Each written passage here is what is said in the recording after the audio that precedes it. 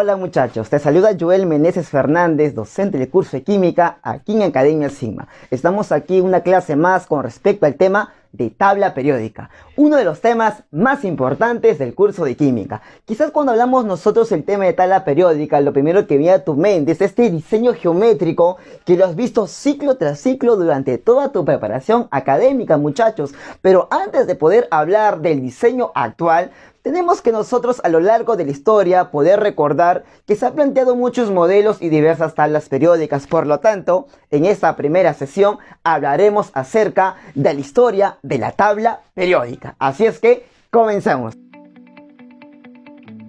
Muy bien muchachos, comenzaremos con los antecedentes históricos de la tabla periódica en orden cronológico. Comenzaremos ahora con el amigo Jacob Berzelius.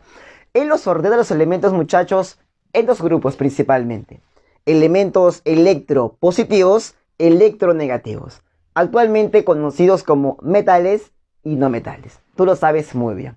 Posteriormente tenemos, muchachos, al amigo William Proust, en la cual él que manifiesta de que todos los elementos se hayan compuesto de una materia original llamado el hidrógeno. ¿Eso qué significa, muchachos? Que las masas atómicas de todos los elementos químicos serán un múltiplo exacto de la masa atómica del hidrógeno. No lo vayas a olvidar, el hidrógeno vendría a ser la materia original de todos los elementos químicos. Posteriormente el amigo Johann Dobereiner ordena los elementos químicos de 3 en 3. Es allí que él le llama ley de ¿qué cosa, profe? De las triadas. Por ejemplo, acá nosotros podemos notar una primera triada, mira, formada por litio, sodio y potasio, en la cual la masa atómica del elemento central, en este caso el sodio, se calculaba, muchachos, como la semisuma de los extremos, 7 más 39 sobre 2, resultando esto ¿cuánto, muchachos? El valor de ¿cuánto?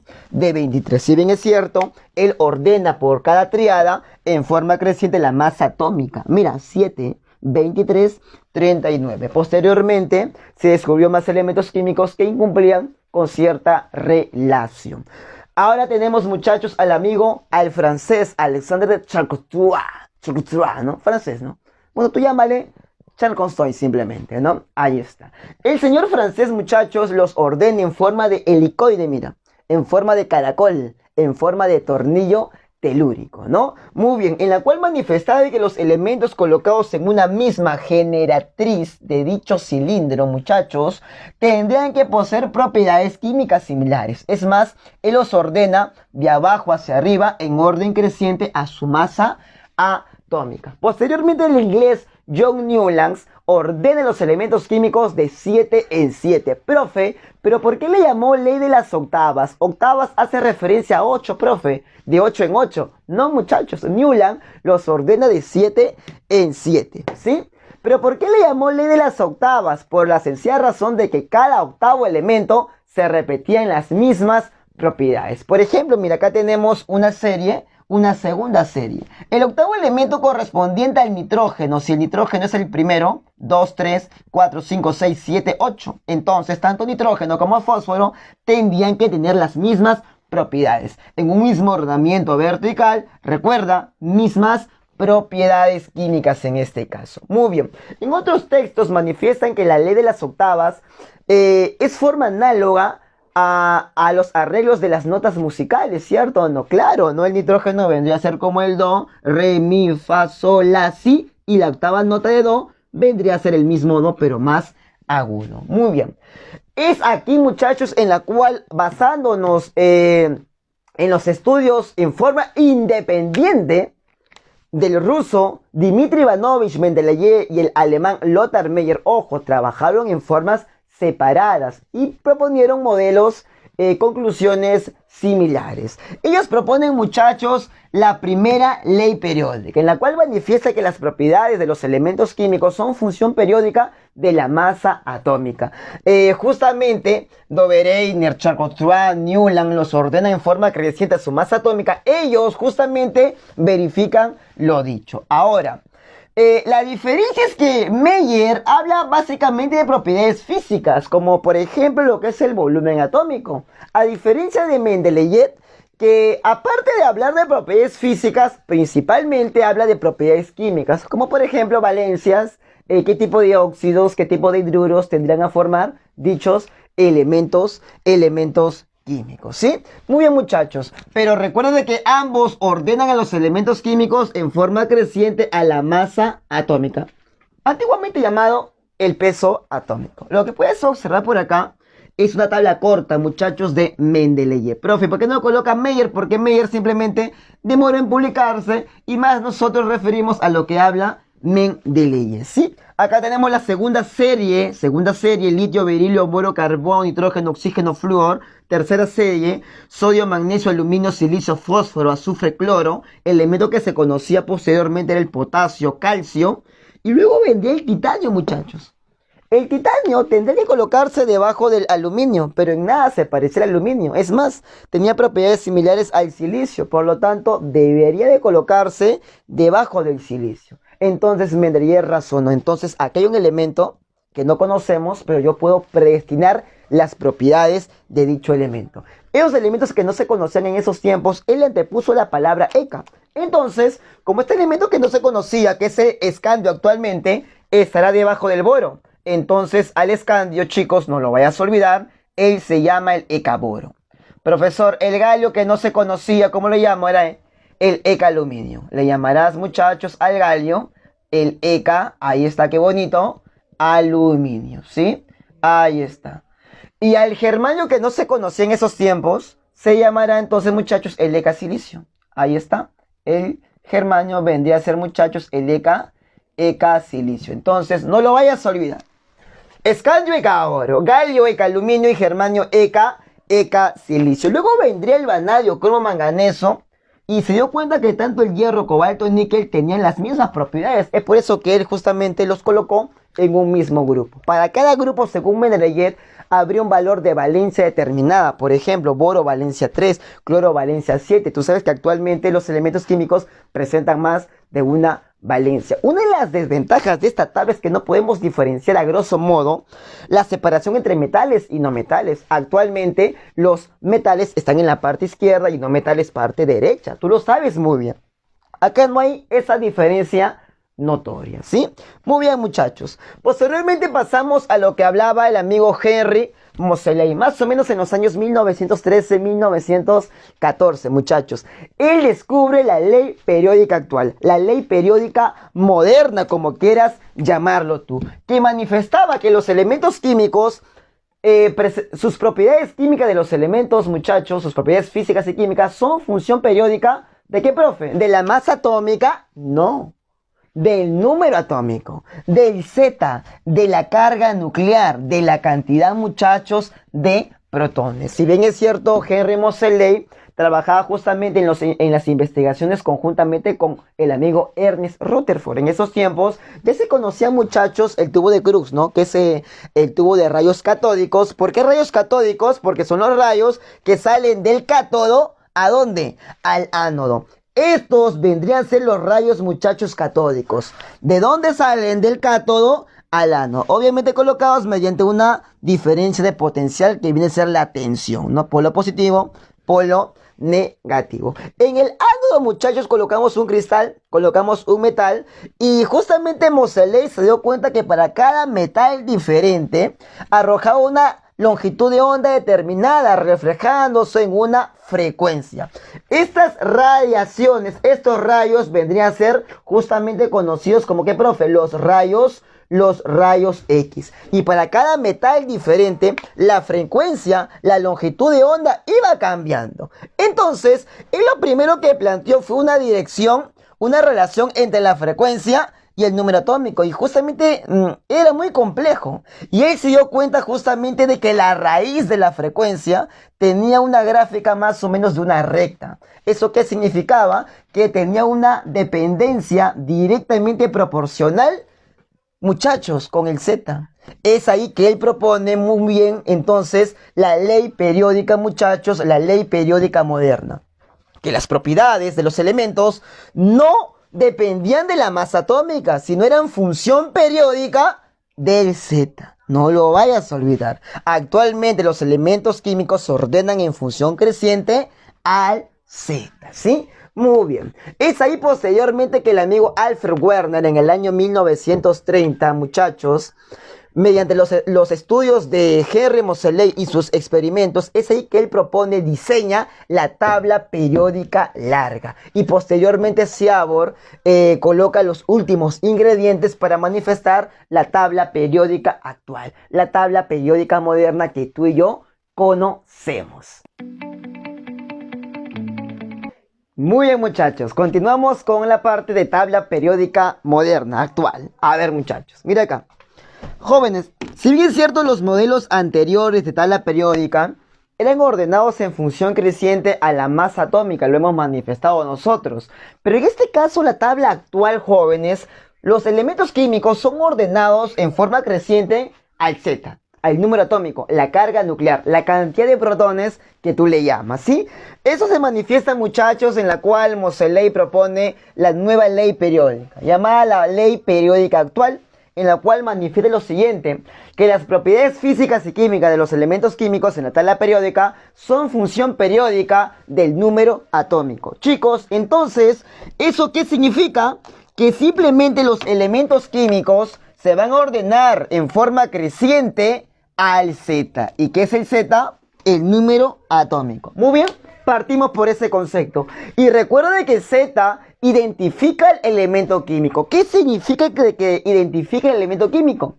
Que si en este casillero, en esta posición, está el nitrógeno, ningún otro elemento ocupará la posición del nitrógeno. Si en esta posición encontramos al magnesio, cuyo casillero es 12, mira, 1, 2, 3, 4, 5, 6, 7, 8, 9, 10, casillero 11, casillero 12. El magnesio es el único elemento con Z12, ningún otro lo posee. Por lo tanto, no esperes que en este casillero poder encontrar a otro elemento químico que no sea, ¿qué cosa, profe? El magnesio, ¿sí? Muy bien, en base a eso nosotros podemos encontrar la variación, chicos, del número atómico. ¿Cómo es eso, profe? De la siguiente forma. Z1, casillero 1, Z2, casillero 2, Z3, 4, 5, 6, 7, 8. Significa que en un ordenamiento horizontal, Z estará aumentando o no a la derecha. ¿Verdad, no, profe? Claro que sí. ¿Y cómo, profe, Z varía en un ordenamiento vertical? Chicos, es hacia abajo. ¿Por qué, profe? Porque el Z del vale 1. El del es 3, él es 11, 19, 37 y así sucesivamente. No te vas a olvidar que dichos ordenamientos, tanto horizontales como verticales, reciben el nombre de grupo y periodo. Profe, ¿cuántos periodos hay en la tabla periódica? Son 7. Mira por acá, periodo 1, horizontal, periodo 2, periodo 3, 4, 5, 6 y periodo número 7, ¿sí? Muy bien. Luego veremos cómo calcular el número de periodo de los elementos químicos. Profe, ¿cuántos grupos hay? Bueno, eso depende, ¿no? Si hablamos de grupo tradicional o grupo yupa. Cuando hablo de grupo tradicional, hablo de grupos A y grupos B. Y por tus vastos conocimientos, en el grupo A tenemos 8 grupos y en el B 8 grupos. 8 y 8 son ¿cuántos? 16. Hay 16 grupos en forma tradicional. Y los elementos, muchachos, del grupo A, tú los conoces. ¿Y cómo le llamas? Elementos representativos. No lo vayas a olvidar. Aquí colocamos los elementos representativos, ¿sí? Y los elementos, muchachos, del grupo B, le vas a llamar elementos ¿de qué, profe? De transición. Le vas a llamar elementos de transición. Y un dato importante es que todos los elementos de transición, todos los elementos del grupo B son, profe, metales.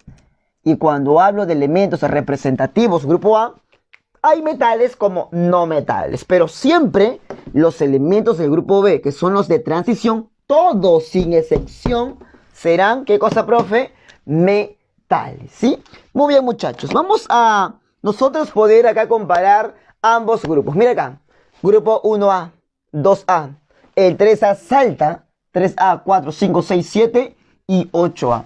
En el medio presentas todos los elementos del grupo B. Entonces vamos a dar nombre a estos elementos del grupo B, como hemos dicho que le vamos a llamar elementos de transición. Entonces, muchachos, acá nosotros vamos a colocar lo siguiente. Tenemos por acá los elementos, ahí está, qué bonito, ¿de qué A? De transición. Tenemos, muchachos, los elementos de qué, profe? De transición, ¿sí? No lo vayas a olvidar nunca, por favor, nunca lo vayas a olvidar, ¿sí? Todo esto abarca los elementos de transición. Y los elementos de los extremos, que es grupo A, le vas a denominar como representativos. Entonces, muchachos, por acá nosotros colocaremos a los elementos. Ahí está, profe. Chévere. Representativos. Fácil y sencillo. Fácil y sencillo, muchachos. Elementos, ahí está, representativos. Los elementos del grupo A. Los siguientes extremos. Muy bien, muchachos. Estás notando que el grupo 8B está conformado por 3 columnas, mira. Hierro, el cobalto y acá por acá el níquel y los demás elementos por abajo. 3 columnas, ¿sí? A la familia del 8B, más adelante le vamos a llamar familia de los ferromagnéticos, por sus altas propiedades, justamente que interaccionan con el campo magnético externo, ¿sí? Muy bien, muchachos. Pero cuando nosotros hablamos de grupo Yupac, hablamos ahora de 18. Eso significa que cada columna hace referencia a un grupo diferente, profe. O sea que él es grupo 1, grupo 2, grupo 3, grupo 4, grupo 5, 6, 7, 8, 9, 10, 11, 12, 13, 14, 15, 16, 17 y el último, grupo 18. No lo vayas a olvidar, ¿sí? Muy bien, muchachos. Bueno, es importante también analizar las zonas. Si yo, por ejemplo, agarro cualquier elemento de las 2 primeras columnas, todos ellos van a finalizar su configuración en subniveles S. Si agarro de las 6 últimas columnas en esta región de color rojito, la configuración finaliza en subniveles principales, con la excepción de este elemento de que se encuentra en este casillero número 2. ¿A quién hace referencia, profe? Al helio. Si yo configuro el helio 2, él lo acaba en P, chicos, acaba en S, ¿sí? Muy bien. Cuando tú configures un elemento de esta parte central, todos ellos van a finalizar en subniveles D. Y los elementos que están en la parte inferior obedecen, muchachos, a subniveles F. Por ejemplo, el calcio pertenece al bloque S, el cromo pertenece al bloque D, el cerio pertenece al bloque F y el selenio pertenece al bloque P, ¿sí? Muy bien, chicos. Ahora, lo que estamos notando acá debajo son los lantánidos y los actínidos. ¿Qué significa? Si nosotros analizamos la cantidad de elementos por periodo, yo podré manifestar que en el periodo 1 hay 2 elementos, mira, hidrógeno, helio. En el periodo 2 hay 6, acá tengo 2, acá tengo 6. Perdón, serían 8, no 8. Recuerda, periodo 1, 2 elementos. Periodo 2, 8. 3, 8. 4, le agregas 10, son 18. Periodo 5, 18 elementos. En el periodo 6 no vayas a pensar que también son 18 elementos, ¿no? Porque, muchachos, aparecen 14 elementos desde el cerio al lutecio con propiedades semejantes al lantano. Ahí nace la palabra o la familia llamado los lantánidos. Y aparecen 14 elementos desde el torio hasta el orencio con propiedades similares al actinio. Ahí nace justamente el nombre llamado la familia de qué, profe, de los actínidos. Muchachos, estos 14 que ves acá y 14 realmente se deberían de colocar acá de forma perpendicular. Jóvenes, realmente la tabla periódica es una tabla tridimensional. Pero ¿tú te imaginas ir a la tienda y comprar una tabla tridimensional? ¿Verdad que no es un poco muy usual? Por lo tanto, estos 28 que están colocados sobre lantano y actinio simplemente son arrancados y colocarlos debajo. Y como provienen de los elementos de transición, especialmente del bloque o del grupo 3B, a ellos le vas a denominar elementos de transición, pero interna. Entonces, a estos 28 elementos le vas a denominar los elementos de ¿qué? de transición interna. Entonces nosotros podemos manifestar algo muy práctico para la resolución de las preguntas. Elementos representativos en que finalizan en S y P. De transición en D y de transición interna en sus niveles, como acá lo hemos establecido, F. ¿Sí? Muy bien, muy bien. Chicos, entonces, periodo 1 son dos elementos. Acá tengo 8, 8, 18, 18. Si acá tengo 18 más estos 14, serán 1,32. Lo mismo acá. Actualmente el periodo más largo son dos, el sexto y el séptimo periodo, ¿sí? Es importante también nosotros manifestar las familias de los grupos. A los elementos del 1A le vas a llamar, muchachos, la familia de qué, profe? De los metales alcalinos. Entonces, acá nosotros a los del 1A, apunta bien, le vas a llamar, ¿qué cosa? Los metales, ahí está, alcalinos. Con la excepción, obviamente, del hidrógeno, porque él es un gas. Es un no metal. El primer metal alcalino sería el litio, luego el sodio, potasio, rubidio y así sucesivamente. 2A, metales, ahí está, alcalinos tercios. Metales alcalinos tercios. Muy bien. A lo del 3A hasta el 8 hay una mnemotecnia fácil de recordarlo. Bésame como nunca antes habías gozado. Y terminamos con los elementos representativos que son A. Pero ¿cómo que bésame? No, aguanta. V de boroides. ¿Por qué, profe? Porque lo encabeza el 3A. ¿Quién crees? El boro, pues, chicos. 4A, carbonoides. Ahí está, los carbonoides. Profe, porque lo encabeza el carbono, ¿no? Exactamente. 5A, los nitrogenoides. Ah, profe, ya estoy entendiendo, porque lo encabeza el nitrógeno. Estás en lo correcto. 6A le vas a llamar anfígenos. ¿Cómo le vas a llamar, chicos? Anfígenos, también llamados, jóvenes, los calcógenos. Algo básico para tu preparación. 7A, los más conocidos. Los que, profe, los halógenos. Ahí está. Flúor, cloro, bromo, yodo, astato. 8A, antiguamente llamados los gases inertes por su baja reactividad, hoy llamado los gases nobles. Ellos no reaccionan simplemente, a temperatura ambiente no reaccionan básicamente. 1B y 2B, te lo comenté, ¿son metales o no? Claro, en el 1B, muchachos, tenemos acá el cobre, la plata, el oro. Entonces, simplemente a ellos le vas a llamar metales de acuñación, ¿sí? Le vas a llamar los metales, ahí está, ¿de qué, profe? De acuñación.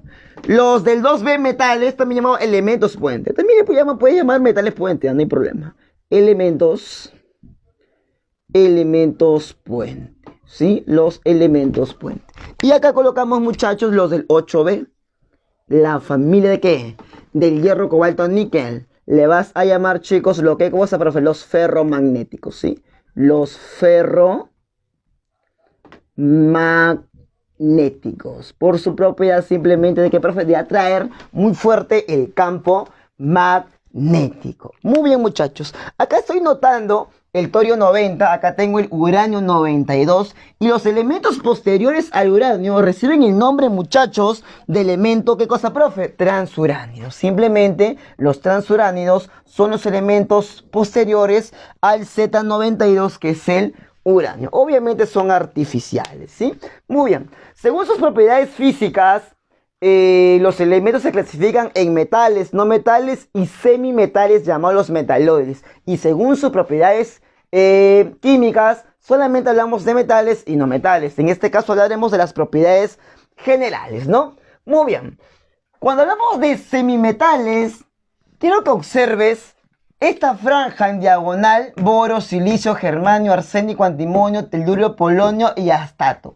Estos 8 elementos, muchachos, según sus propiedades físicas, le vas a denominar metaloides, los semimetales, ¿sí? Si bien es cierto, anterior en la parte izquierda a estos metaloides tenemos a los metales, que superan en una mayor proporción a este grupo reducido, que son los no metales. En muchos textos colocan metales 90%, no metales 10%. Es válido. 85%, también 25%. En otros 80% versus 20%. Pero principalmente recordar que los de mayor proporción son los metales comparado a los no metales. Profe, los metales tú sabes que son buenos conductores de la corriente, los no metales malos conductores, y los semimetales presentan conductividad mayor al no metal pero menor al metal. Simplemente vas a llamarle propiedades semiconductoras. Los semimetales, entonces chicos, lo que podemos rescatar acá es que poseen propiedades semiconductoras, ¿sí? Propiedades, ahí está, semiconductoras. Y es importante de que tú puedas memorizar y recordar quiénes son los metaloides. Y ha sido pregunta de examen de admisión. ¿Cuáles son? Boro, silicio, germanio, arsénico, antimonio, telurio, polonio y astato. Ojo, si quieres dominar el próximo tema llamado enlace químico y el siguiente tema que es nomenclatura inorgánica, es importante que memorices los elementos de la tabla, pero no grupo B, no.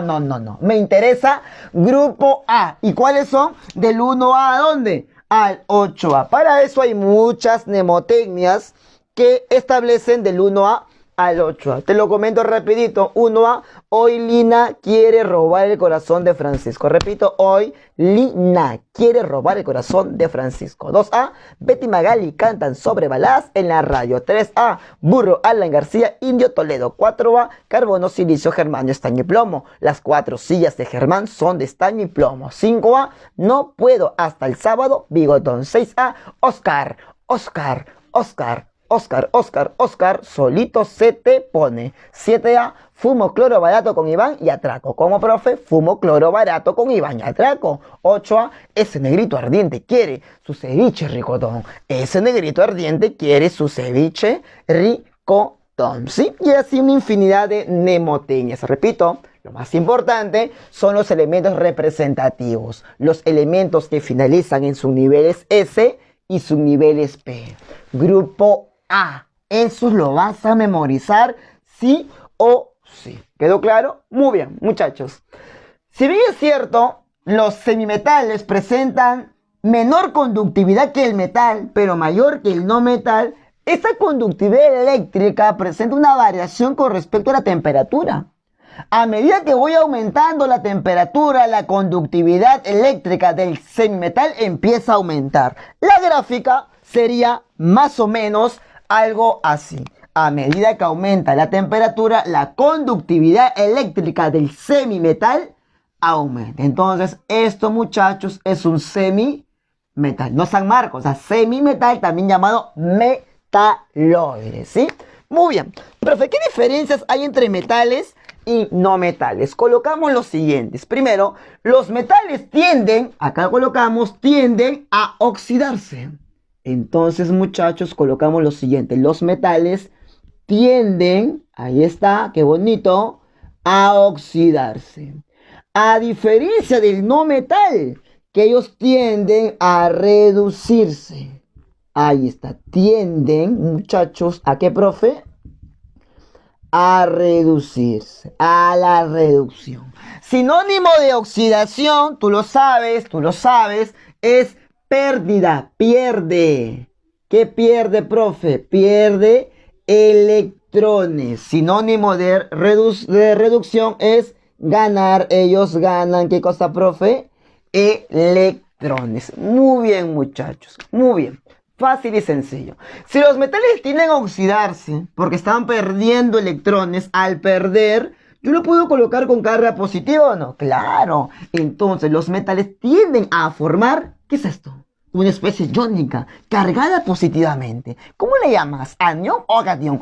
Tú lo sabes, no me des acciones. Le llamas catión. Ah, profe, o sea que los metales tienden a formar cationes. Exactamente. Ellos tienden, ahí está, a formar, profesor, cationes. Por eso, muchachos, no existe ningún metal con esta oxidación negativa. Todos, cuando se combinan, a lo más formarán cargas positivas, ¿sí?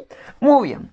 Entonces, a diferencia de los metales tienden a formar cationes, los no metales, por lógica, tenderán a formar, ¿qué cosa, profe? Aniones, ¿sí? Muy bien, los no metales, lo colocamos acá, tienden, muchachos, a formar aniones, especies de cargas negativas. Eso hace que los no metales sean muy electronegativos. Y si los metales forman cargas positivas, eso hace de que sean, ¿qué cosa, profe? Muy electropositivos. No lo vayas a olvidar. Muy bien. Cuando el metal se oxida, significa que son buenos agentes reductores. Entonces, colocamos acá, son buenos reductores. Son buenos reductores. Profe, pero si ellos se oxidan, ¿no serían buenos oxidantes? No, chicos, no. Un buen reductor se oxida y un buen oxidante más bien se reduce. Entonces, son buenos reductores porque tienen elevados fuerza reductora simplemente. Y los no metales, muchachos, son buenos oxidantes, ¿sí? Ahí está, qué bonito. Son buenos, muy bien. Son buenos, muchachos, oxidantes. Todo esto debes de saber para tu examen de admisión. Los metales, hemos dicho que tienen altos valores de electropositividad. Si son muy electropositivos, significa que presentan baja electronegatividad, baja energía de ionización y baja afinidad electrónica generalmente. Los no metales son muy electronegativos, presentan elevada energía de ionización, elevada afinidad electrónica. En el próximo tema que veremos, propiedades periódicas, vamos a detallar punto por punto qué significa la electronegatividad, energía de ionización, afinidad electrónica, carácter metálico, carácter no metálico, poder oxidante, poder reductor, entre otras propiedades adicionales, como el radio atómico y el radio iónico, ¿no? Eso es en propiedades periódicas, el próximo tema que no debes de perderte, ¿sí? Muy bien, muchachos, muy bien. ¿Qué más podemos nosotros decir acerca de los metales? De que los metales son buenos conductores del calor y la corriente eléctrica. Entonces, colocamos acá, son buenos, ¿sí? Son buenos conductores, ¿sí? Ahí está. ¿De qué, profe? Del calor y la corriente eléctrica, ¿sí? Muy bien. A diferencia de los no metales, que son malos generalmente, ¿ah? Son malos conductores del calor y la corriente eléctrica. Obviamente van a haber excepciones, ¿no? Que lo estableceremos en las clases en vivo, no te la pierdas, ¿sí? Los metales son buenos conductores del calor y la corriente eléctrica. Los no metales generalmente malos conductores del calor y la corriente eléctrica. A eso nosotros le llamamos que los no metales son buenos aislantes, ¿sí? Colocamos acá lo siguiente. Son buenos, muchachos, aislantes. Ahí está. Perfecto. Muy bien, profesor. Muy bien. Fácil y sencillo. Otra diferencia entre ambos es que a temperatura ambiente, muchachos, a 25 grados Celsius de temperatura, los metales, según su estado físico, son sólidos. Son sólidos. Profe, todos aguanta. Son sólidos, excepto el mercurio. Entonces, acá la excepción, chicos, es el mercurio, Hg. Porque el mercurio, muchachos, lo encontramos en fase líquida. Es el único metal a temperatura ambiente que no es sólido, sino es líquido, ¿sí? Muy bien. Los no metales, a diferencia a 25 grados Celsius a temperatura ambiente, pueden ser sólidos, líquidos como gaseosos. Entonces, colocamos acá, pueden ser sólidos, líquidos como gaseosos. Están presentes en los tres estados de agregación de la materia. Los metales también, chicos, presentan puntos de fusión variable. Entonces colocamos acá su punto de fusión. Su punto de fusión, ¿sí? Es variable. Es variable. En cambio, los no metales, ellos sí presentan bajo punto de fusión, ¿sí? Bajo, ahí está, punto o temperatura de qué, profe? De fusión, ¿sí? Muy bien. También los metales, muchachos, tienden a formar láminas e hilos. ¿Eso cómo se llama? La propiedad de la maleabilidad y la ductibilidad. Los metales son, ahí está, son maleables. Son maleables y dúctiles. Muy bien. Y dúctiles. Forman láminas y forman alambres e hilos. Entonces los no metales no son maleables. Ahí está, no son maleables. No son maleables. Ni mucho menos dúctiles. Muy bien. También se dice que los no metales presentan un fenómeno llamado fenómeno alotrópico. Generalmente, ¿no? Fenómeno, muchachos, alotrópico, ¿no? Por ejemplo, el oxígeno molecular diatómico, el O2, el ozono O3, el fósforo rojo, fósforo blanco, el azufre monoclínico, el azufre rómbico. Generalmente, características de los no metales. Como también que los metales presentan brillo característico, a diferencia de los no metales que no lo poseen, ¿sí? Generalmente. Son características generales. Profe, algo interesante que hay que rescatar es que un metal a temperatura ambiente, a excepción del mercurio, si bien es cierto, son buenos conductores de la corriente. Pero a medida que aumentamos la temperatura, muchachos, el metal pierde conductividad. Profe, o sea que si la plata es un buen conductor como sólido, cuando la plata se derrite, cuando la plata se funde, la plata en estado líquido, pierde conductividad. Eso es correcto. Por lo tanto, muchachos, la gráfica vendría así, mira. A medida que aumenta la temperatura, la conductividad eléctrica, en este caso del metal, está disminuyendo. Esto es para el metal. Lo moradito va a ser para el metaloide llamado semimetal. Muy bien, muchachos, pasaremos ahora a la última sesión. Muy bien, muchachos, ahora comenzaremos con la última sesión. Ubicación de un elemento químico en la tabla periódica. Muy bien, chicos. Para nosotros poder encontrar un elemento en la tabla periódica, para poder calcular su periodo y su grupo, escúchame bien, vas a tener que hacer como primer paso configurar. Ah, ya. Entonces lo colocamos acá de la siguiente forma. Se configura. Profe, ¿qué va a configurar el número atómico? Se configura, muchachos, se configura, ahí está, el número atómico. Recuerda que los elementos químicos se ordenan en función creciente aquí, muchachos, al Z, que es el número atómico, ¿sí? Muy bien, entonces aquí configura 37, 56, 31, 14, 53, 22, 28, 48, 24, 29 y 41. ¿Bacán? Profe, ¿cómo se calcula el periodo? Chicos, fácil. De la configuración vas a observar el mayor nivel. Veamos, el mayor nivel determina el periodo. Chicos, el mayor nivel aquí será 1,5. Ah, profe, sí. Periodo número 5. El mayor nivel acá es 6. Profe, el mayor periodo es 4, ¿no? El mayor nivel, 4. 4, como puedes observar.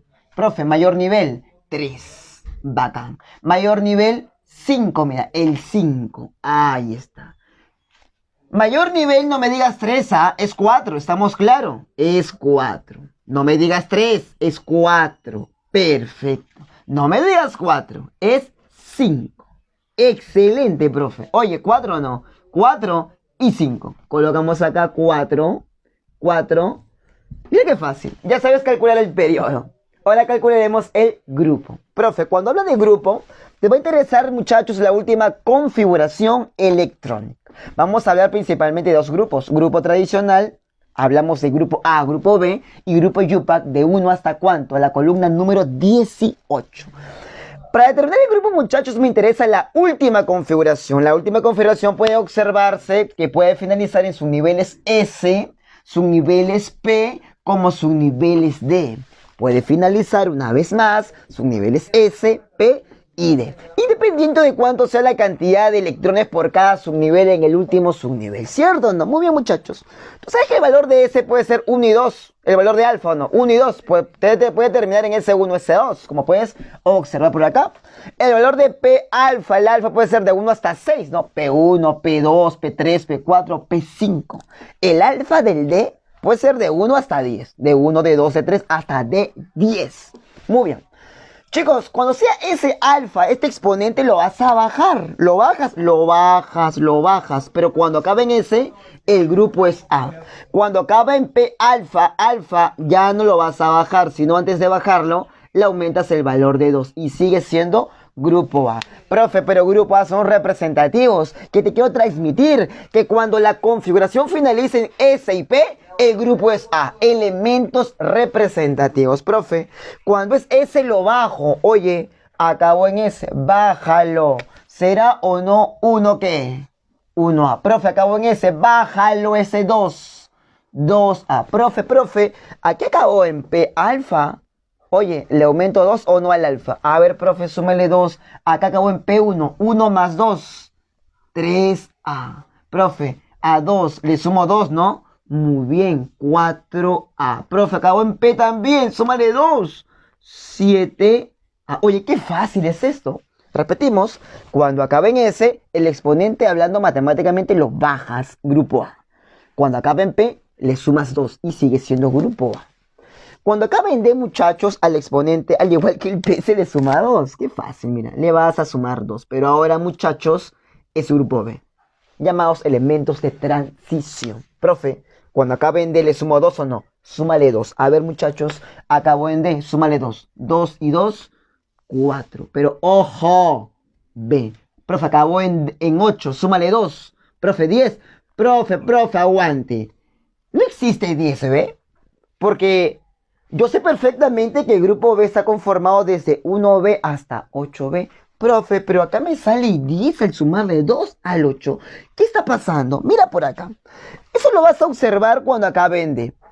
Si este fuera D1 va a ser 3B. D2, súmale 2, 4B. D5, 7B. D6, D7, D8, D9 y D10. Cuando la suma de alfa más 2 resulte ser 8, resulte ser 9, resulte ser 10, resulte ser 11, porque la máxima suma será 12. ¿Por qué? Porque lo máximo será de 10 y 10 más 2 ¿será o no 12? Ah, ¿verdad? No le vais a colocar 12B, 11B, 10B, 9. No.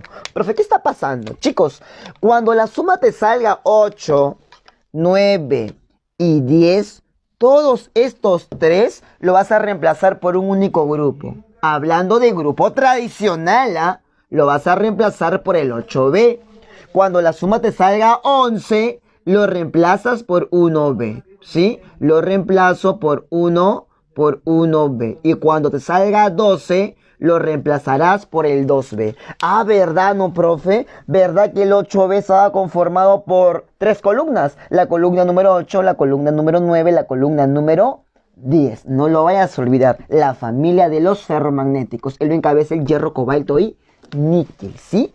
Profe, o sea que esta suma al salirme 10 lo reemplazaré por el 8B. Estás en lo cierto. Entonces aquí borramos así rapidito y colocamos, muchachos, el 8, ¿qué, profe?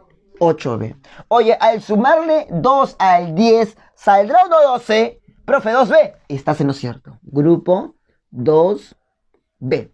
Profe, ¿por qué al P se le suma 2 y por qué al D se le suma 2? Ah, ya, chicos, basémonos en la teoría. Esto es la regla práctica que vas a usar para los problemas, para desarrollarlo de una manera muy rápida. Profe, ¿pero qué es realmente la teoría, muchachos? Fácil, mira. Escúchame bien, ¿ah? Escúchame bien lo que te voy a decir. Ahí está. Para configuraciones en las cuales finalicen S y P, vas a observar el mayor nivel. El mayor nivel, muchachos, acá es el quinto, ¿no? Muy bien. Acá hay un electrón de valencia. Lo colocas acá. Por eso se baja. El mayor nivel acá es 6. Este 2 representa la cantidad de electrones de valencia, porque son los electrones en ese mayor nivel, que es el sexto nivel. Lo bajas 2. Cuando acabe en P, el mayor nivel, no solamente es el 4P, también aparece el 4S, ¿o no? Tanto el 4S como el 4P, ellos determinan el mayor nivel.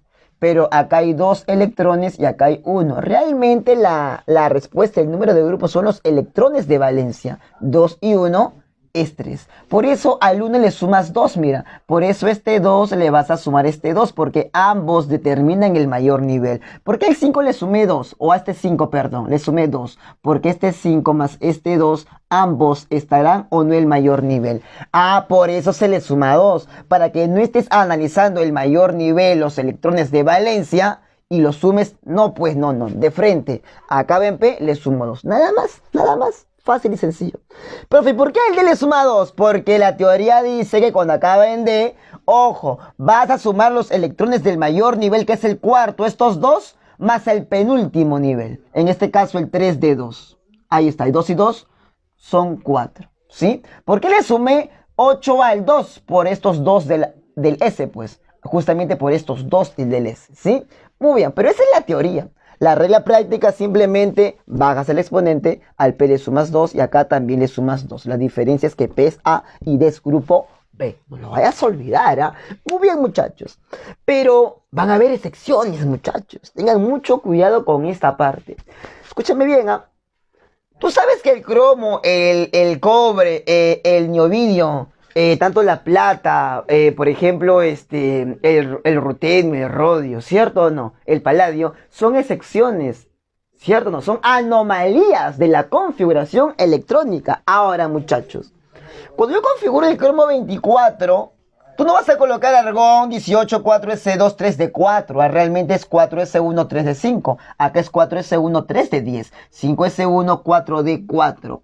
Profe, un salvaje. No puede acabar en D4. ¿Qué estás hablando, oye? Esto fue Krypton 5S2 4D3. Eso no es dable porque el niobio presenta anomalía. Lo vimos en el tema pasado. Un alumno de Sigma sabe los principales elementos que sufren la anomalía. El niobio característico. Krypton 365S14D4. Y en el video en vivo yo lancé la pregunta, ¿no? Coloqué el niobio 41, coloqué Krypton 365S2 4D3. Y pregunté, ¿la configuración está bien? Y más de uno, sí, porque no revisaron el video. Y cuando coloqué 5S1 4D4, pues llegó una jovencita que puso, ¿qué? O sea que no revisan el video, muchachos. Ahí está. Ahora, profe, ellos acaban en D. ¿Le sumo 2? No, profe. No cometas ese error, porque estos son anomalías. La teoría dice realmente que cuando acaba en D, suma los electrones del D y le sumas los electrones del S. Profe, o sea que aquí no le sumo 2. No. ¿Por qué, profe? Porque a estos 5 le vas a agregar los electrones del S y no son 2. Son 1. A este 10 le sumas 1, no 2. A este 4 no le sumas 2, le sumas 1. Bacán. Oye, súmalo. ¿Saldrá o no 6? Sale 6B. Profe, 10 más 1 es 11, pero no existe 11B. ¿Lo reemplazo por quién? Por el grupo 1B. Lo reemplazas, muchachos, por 1B. 4 y 1 son 5, muchachos. Bueno, acá normal, colocas el 5, ¿qué, profe? El 5B. Fácil. ¿Y cómo se calcula, profe, el grupo Yupa? Acá desaparece el A y el B. Cada columna es un grupo diferente. Hay 18 columnas, el grupo va de 1 hasta 18. En el S no hay problema, copias lo mismo. En el D le sigues aumentando 2, pero la diferencia es que en P ya no le sumas 2. Al exponente, muchachos, le sumas el valor de 12, porque P6, 6 más 2 son 18. Va a estar la columna número 18. Profe, ¿en ese lo bajo o no? Exacto, bájalo. ¿Qué significa grupo Yupac 1? Primera columna, baja. Cuando es S lo bajas. Cuando el P la sumo 12. 1 más 12, 13. Columna 13. 2 más 12, columna 14. 5 más 12, columna, muchachos, 17. Al D le sigo sumando 2. Columna 4. Súmale 2. Profe, 10. Profe, no existe 10. Oye, ¿qué estás hablando? Existe columna 10 porque va máximo hasta 18. 10 más 2, columna número 12. 5. Aguanta tu coche. Ya no vas a sumarle 2, pues en este caso, ¿no? Obviamente en la sección sumas. Ya te lo comenté hace rato, ¿no? 5 más 1 sería columna 6. 10 más 1, columna número 11. 4 más 1, columna número 5. Muy bien, muchachos. Es el método práctico para calcular grupo y periodo. ¿Ves cómo es muy sencillo? Ahora, Los elementos químicos, muchachos, lo podemos clasificar en función, muchachos, a la temperatura ambiente. Mira acá, ¿qué significa 25 grados de temperatura? ¿Sí? A 25 grados Celsius, según su estado físico, podemos clasificarlo como gas, líquido y sólido. Muchachos, ¿qué elementos encontramos en fase gaseosa? Tú lo conoces, los gases nobles. Acá nosotros podemos colocar, muchachos, los gases nobles. Son monoatómicos.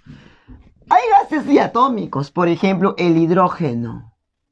Lo colocas como H2 diatómico. Tenemos, muchachos, el cloro, el oxígeno, ahí está, el nitrógeno y el flúor. Estos 5 diatómicos son gases. Hidrógeno, cloro, oxígeno, nitrógeno, flúor son gases. Líquidos. Hay un no metal en fase líquida, que es el bromo, diatómico, líquido. Y el único metal monoatómico que también es líquido. El mercurio es el único metal a temperatura ambiente que es líquido. No lo vayas a olvidar.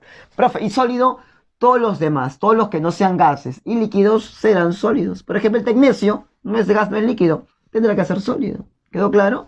Todos los demás elementos. ¿Ves? Facilito. Una nota. Voy a concentrarme en los halógenos, los elementos del grupo 7, ¿ya?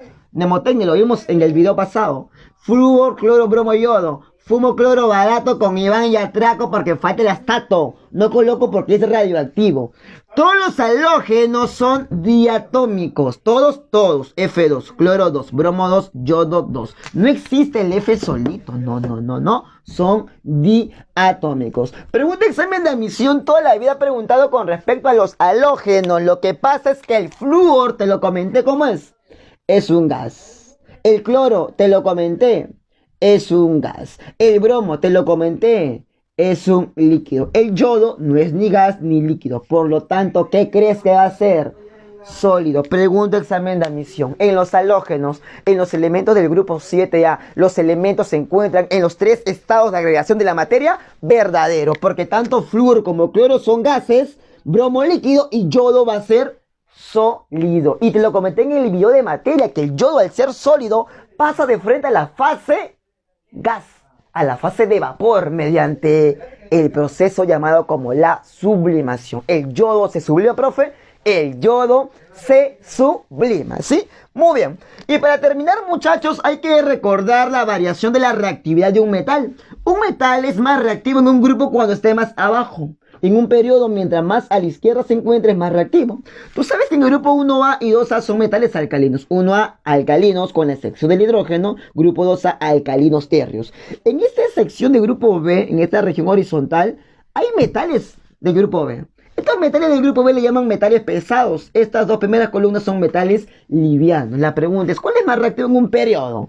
¿Un metal del grupo A en este caso o metal del grupo B? ¿Estás observando la dirección o no? Mientras más a la izquierda esté, el metal es más reactivo. Por esa razón, los metales más reactivos son los metales colocados en la columna más a la izquierda. ¿De quién estamos hablando? De los metales alcalinos. Pues grupo 1A. Pregunta examen de admisión. ¿Cuál de las dos reacciones es más rápida? ¿La reacción entre el sodio sólido con el agua líquida o el cesio sólido con el agua líquida, muchachos? Esa parte también lo veremos correspondiente a la parte de cinética química. La pregunta es, la velocidad de reacción depende de la naturaleza de los reactantes, en este caso de la actividad química que presenten ambos metales. Es decir, el más reactivo, ¿quién será, muchachos? ¿El cesio o el sodio? Estás observando que tanto ambos estarán o no en el grupo 1A. Oye, litio, sodio, tercer periodo, ¿sí o no? Potasio, rubidio, el cesio se encuentra más abajo. Y si un elemento en un mismo grupo está más abajo, es más reactivo. Profe, o sea que el cesio es más reactivo que el sodio. Estás en lo cierto, muchachos.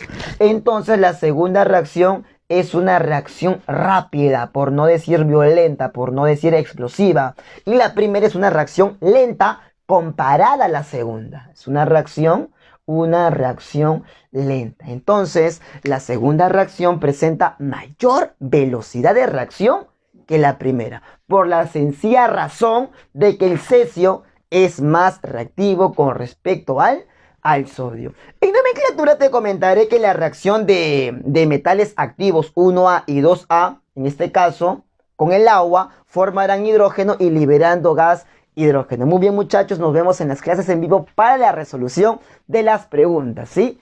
Nos vemos.